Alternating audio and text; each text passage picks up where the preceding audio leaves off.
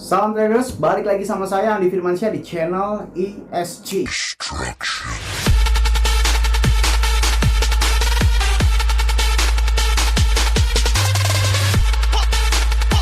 Oke, kali ini saya akan membahas tentang beberapa pertanyaan dari subscriber saya ya kan, dari segala macam media sosial. Bang, gimana lu caranya bisa tahu coin itu bakal naik dalam kurun waktu yang singkat gitu kan? Nah, sebenarnya di sini ada beberapa cara atau ada beberapa data yang memang harus kita lihat supaya kita bisa mengetahui bagaimana caranya koin itu kita beli naik, bukan kita beli turun gitu kan. Nah, sebelum itu jangan lupa klik like, comment, and subscribe ya. Logikanya kalau misalnya kalian nggak subscribe, ngapain saya buat video lagi, oke? Dukung terus channel ini menjadi channel edukasi terbaik di Indonesia supaya tidak terjadi kesalahpahaman, kehalusinasian yang diberikan oleh para mentor yang katanya mentor tapi ternyata nyesatin gitu kan. Langsung saja, beberapa hari ini kita bisa melihat di Indodax bahwasannya banyak sekali yang hijau ya, mulai dari Bitcoin yang harganya tembus sampai 170 juta, ABYS yang dari 90 perak ke 200 perak gitu kan, dan banyak sekali ya mulai dari dan sebagainya. Jika kita melihat advance chartnya masing-masing,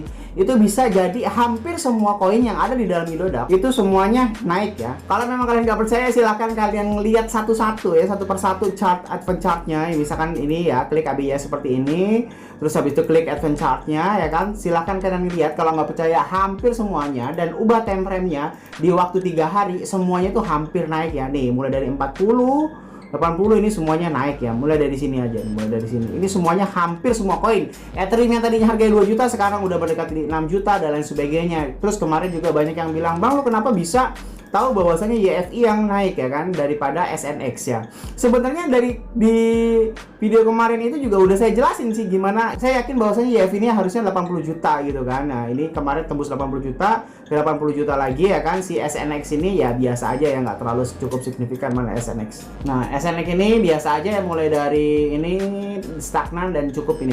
Nah, kemarin udah saya jelasin kalau memang kalian memperhatikan YouTube saya ya, sudah sangat begitu jelas saya cara menganalisa kedua koin tersebut gitu kan. Kedua koin tersebut kemarin, kalau misalkan kalian lihat di komunitas saya ya kan, di komunitas.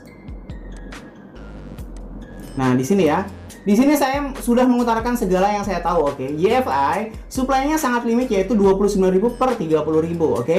Nah, ini ngeliatnya dari mana dan beberapa kelebihan dan kekurangannya. Ini saya ngeliat di CoinGecko. Loh bang, kenapa lo ngeliatnya di CoinGecko bukan CoinMarketCap? Jadi kan setara, seperti yang lo bilang bang, bukannya CoinGecko sama CoinMarketCap itu bagusan CoinMarketCap ya? Nah, jadi gini teman-teman, biar saya jelasin ya dikit ya. Memang secara teori CoinMarketCap itu lebih bagus dan jauh lebih bagus daripada CoinGecko. Tapi kelemahan CoinMarketCap adalah dia ibarat kata secara kasar sedikit sombong, dan dia tidak mengadakan seluruh data yang ada di dalam market pasar dunia. Jadi kadang-kadang data yang ada di market CoinGecko itu tidak ada di daftar CoinMarketCap. Jadi contoh, ada beberapa market yang belum masuk ke CoinMarketCap, tidak dimasukkan. Nah, jadi di situ mempengaruhi kapitalisasi pasarnya gitu, mempengaruhi ininya nih kan. Mempengaruhi kapitalisasi pasar, mempengaruhi volume 24 jam gitu kan, dan mempengaruhi segala yang ada di dalam sini. Nah, maka dari itu kenapa saya simpulkan harus ke CoinGecko, jadi bukan untuk ke CoinMarketCap ya, jadi supaya datanya lengkap. Yang kemarin ini saya lihatkan dari supply, yaitu limit 29.000 per 30.000, lihat di ini ya. Limit supply-nya ya 29.949 per 30.000. Sedangkan di SNX itu supply-nya masih banyak banget ya, walaupun secara rank dia menang ya. Si SNX ini rank 31, si YFI itu rank 70-an. Nah, di sini max supply beredarnya ini masih 114 juta, tapi max supply-nya ini 196 juta. Masih kurang ada ya, kurang lebih sekitar 70 jutaan koin itu masih beredar, masih belum jelas beredarnya di mana gitu kan, walaupun memang ada datanya. Nah, dari sini semuanya bisa kita simpulkan, dan di video ini saya akan menjelaskan beberapa teori atau beberapa cara untuk mengetahui bagaimana si koin itu akan naik, oke? Oke, yang pertama kayak gini. Dimulai dari koin yang mau listing ke Indodax ya kan. Koin yang mau listing ke Indodax ya. Ini koin yang mau listing, bukan koin yang sudah di listing. Kita bicara tentang koin yang mau di listing. Karena beberapa hari ini atau beberapa pekan ini atau beberapa waktu ini Indodax telah merilis sekian banyak koin ya kan. Dan bagaimana caranya koin ini pantas untuk dibeli atau tidak, oke? Yang pertama adalah perhatikan supply-nya. Perhatikan supply yang beredarnya, oke? Nah, supply yang beredar, kalian bisa masuk langsung ke CoinGecko, masuk ke web CoinGecko ini ya, lalu ketik koin yang Anda maksud. Misalkan contoh YFI, oke? YFI. Dan pastikan itu adalah YFI yang kalian maksud, karena biasanya ada beberapa nama yang kembar gitu kan. Nah, pastikan supply-nya ini udah limit. Biasanya semakin limit supply yang ada di dalam data CoinMarketCap atau data CoinGecko, itu berarti koin itu semakin besar juga kemungkinan untuk naik gitu. Maksudnya melihat dari mana limitnya tuh Bang? Nah, nih, jumlah supply beredar, ini supply beredar nih. Jumlah supply beredar itu sudah mendekati jumlah max supply, oke? Di sini kan 30.000 total supply-nya. Tapi di sininya yang udah beredar itu adalah 29.949. Jadi tinggal cuma beberapa koin aja. Jadi di sini bisa mengambil kesimpulannya, ini koin itu udah sangat limit banget gitu. Semakin limit koin yang ada di dalam data ini, itu maka semakin besar juga kemungkinannya untuk naik, oke? Itu yang pertama adalah supply-nya, oke? Lalu yang kedua adalah lihat bagaimana pergerakannya. Pergerakannya itu dari sini ya, dari sini. Dari sini kita bisa ngelihat bahwasanya ini udah pergerakannya seperti apa sih, bagus apa enggak, 60 juta ke 80 juta, oke? Kita ngelihat harganya aja nih, kira-kira harganya ini udah terlalu naik parah apa enggak? Kita cek dan ubah di max level, oke? Di max, oke? Jangan yang 24 jam, 7 hari atau 14 hari, jangan. Ini mulai dari harga pertama lahir sampai 40 juta sampai sekitar 80 juta. Nah, ini berarti kalau misalkan kita tarik garis dari sini sampai sini, ini berarti trennya terus naik. Berarti koin ini bagus untuk dibeli. Itu yang kedua. Tapi kalau misalkan ini terus turun kayak gitu, nah alias kalau misalnya ditarik garis bukan seperti ini tapi malah miring ke sini gitu kan, miring ke sini gitu. Nah, ini berarti udah jelas banget kalau memang ini tidak terlalu pantas untuk dibeli, oke? Nah, dari kedua hal tersebut, lalu hal ketiga, kita ngelihat bahwasanya berapa volume per harinya itu berapa sih gitu kan. Volume per harinya berapa sih, udah jenuh apa belum. Nah, ini maksud dari jenuh, ini kalian juga harus bisa memahami. Jenuh adalah suatu kondisi di mana koin itu sudah waktunya untuk turun, alias dia sudah capek di pump, alias memang udah saatnya orang-orang yang beli di harga bawah itu udah saatnya menginstan sell. Bagaimana cara kita mengetahui hal tersebut? Kita lihat bisa di volumenya aja. Di sini udah sekitar 304.994.231.611 perak, oke? Titik jenuh kemarinnya saya sudah sampaikan. Volume transaksi si YFI kemarin itu masih kurang lebih 80 miliar. Kalau misalnya kalian lihat ini ya, total supply yang sangat limit yaitu 30.000. Jika berpatokan ke BTC, harusnya koin ini berada di harga 80 juta. Volume yang masih biasa aja, belum dikatakan jenuh, hanya 180 miliar per hari. Dan sekarang ini volumenya udah naik 304 miliar. Sampai kapankah JFI akan bisa diindikasi naik gitu kan, sampai kurang lebih sekitar 500 miliar. Jikalau dengan catatan si volume transaksi sudah mendekati 500 miliar, itu hati-hati aja. Biasanya ketika koin sudah mendekati 500 miliar volume transaksi per harinya, dengan keadaan Bitcoin yang masih ya dibilang stabil-stabil enggak, masih labil seperti ini, biasanya kalau udah mencapai 500 miliar itu biasanya sudah mencapai titik jenuh.